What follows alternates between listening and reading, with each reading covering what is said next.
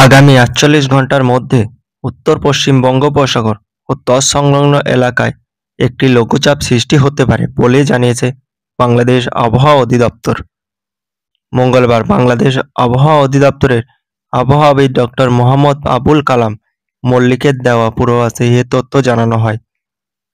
আবহাওয়া অফিস জানায়, বুধবার সকাল ৯টার মধ্যে রংপুর, ময়মনসিংহ ও সিলেট বিভাগের অনেক জায়গায়, রাজশাহী ও চট্টগ্রাম বিভাগের কিছু কিছু জায়গায় এবং ঢাকা, খুলনা ও বরিশাল বিভাগের দু-এক জায়গায় অস্থায়ীভাবে দমকা হাওয়াসহ হালকা থেকে মাঝারি ধরনের বৃষ্টি বা বজ্রসহ বৃষ্টি হতে পারে।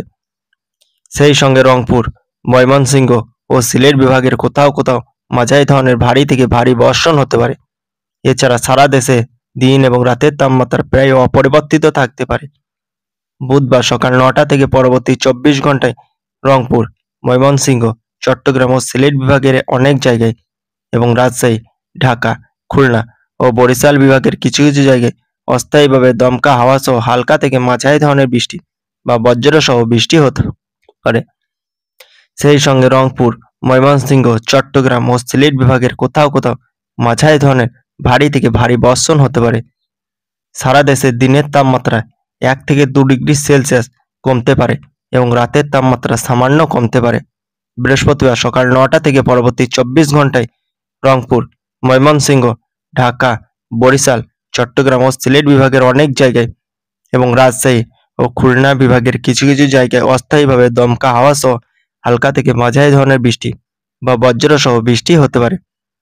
সেই সঙ্গে সারা দেশের কোথাও কোথাও মাঝারি ধরনের ভারী থেকে ভারী বর্ষণ হতে পারে। এ সময়ে সারা দেশে দিন এবং রাতের তাপমাত্রা প্রায় অপরিবর্তিত থাকতে পারে।